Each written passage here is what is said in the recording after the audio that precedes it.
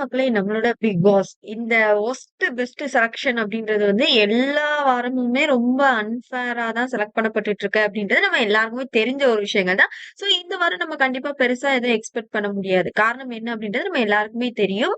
So இந்த வாரமும் அதே மாதிரி அன்ஃபேரா சும்மா வந்து உப்புக்கு சப்பானியா இருக்க ஒருத்தனை வந்து அடிச்சா போதும், அவன் எதுவும் ஏத்து கேட்க மாட்டான்றக்காண்டி ஒரு விஷயங்கள் பண்ணிட்டாங்கன்ற மாதிரி எனக்கு ஃபீல் ஆகுது.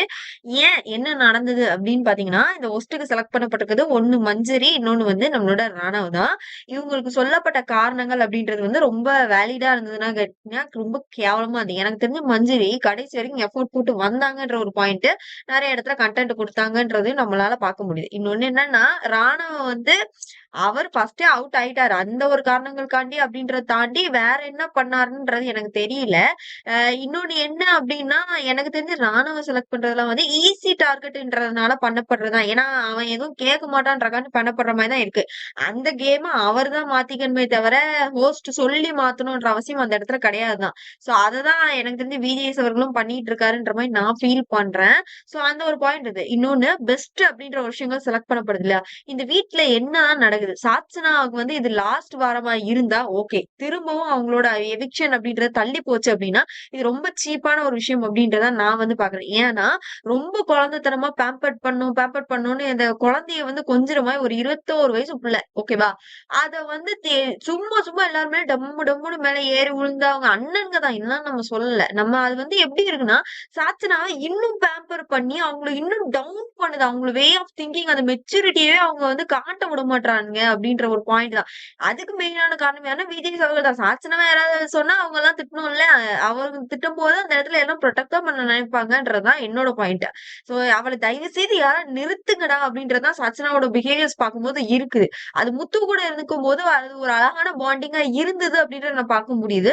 இப்போ வந்து சும்மா சும்மா யாராவது கிடைச்சாங்கன்னா ஓடி போய் எகிரி எகிரி குச்சி, இப்ப நீ கால்ல 2 குட்டீஸ் வந்தாங்க. அதுல அந்த குட்டி பொண்ண நம்ம அன்ஷி தான் தூக்குறதுக்கு ட்ரை பண்ணுமோ, இல்ல உங்களால என்ன தூக்க முடியாது வேண்டாம் அப்படின்னு ரொம்ப அழகா மெச்சூர்டா பேசுது. அந்த குழந்தைக்கும் இதுக்கும் வயசு என்ன வித்தியாசம்?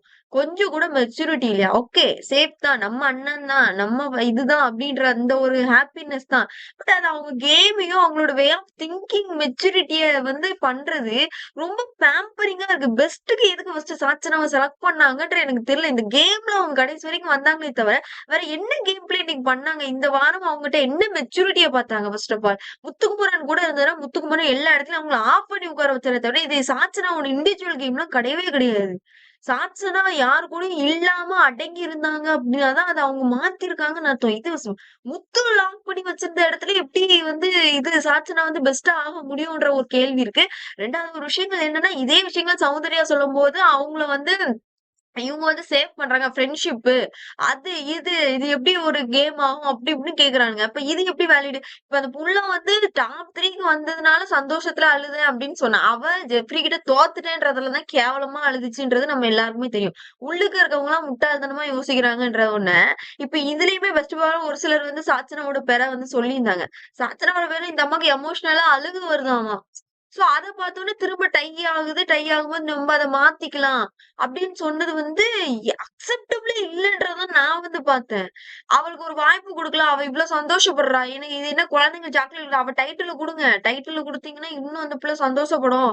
ஆனந்த கண்ணீர் வரும். எல்லாரும் விட்டு குடுத்துட்டு அப்ப வீட்டுக்கு போய் உட்காருங்கடா அப்படின்ற மாதிரி தான் இருந்தது. அது ரொம்ப அன்ஃபேரான ஒரு விஷயமா தான் இருந்தது அப்படின்னே சொல்லுவேன். எனக்கு இவங்கலாம் பண்றத பார்க்கும்போது தான் சாட்சினா மேல பயங்கரமான கோவம் வருது.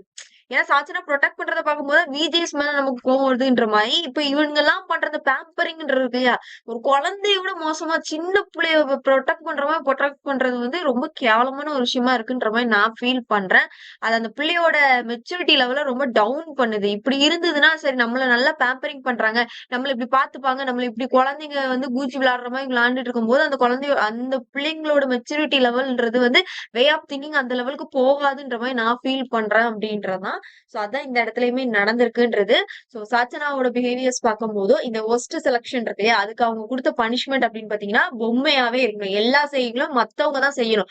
ஒரு இடத்துல இருந்து இன்னொரு இடத்துக்கு போகணும்னாலும் அவங்களா ஹெல்ப் பண்ணாதான் இவங்களால போக முடியும். வாயே திறக்க கூடாதுன்றதா அவங்களுக்கு கொடுக்கப்பட்ட பனிஷ்மெண்ட். சோ எல்லாருமே வச்சு செய்யறாங்க மஞ்சரியும் ராணவியும். சோ மஞ்சரியோட கேம் பிளே எல்லாம் ஒஸ்ட்னு சொல்றது ஏத்துக்கக்கூடிய ஒரு விஷயமா இல்ல. அவங்களோட சண்டை அந்த கண்டென்ட் அதை தாண்டுங்க. ஒஸ்ட் பெர்ஃபார்மர் அளவுக்கு அவங்க இல்லன்றதான் என்னோட பாயிண்ட்.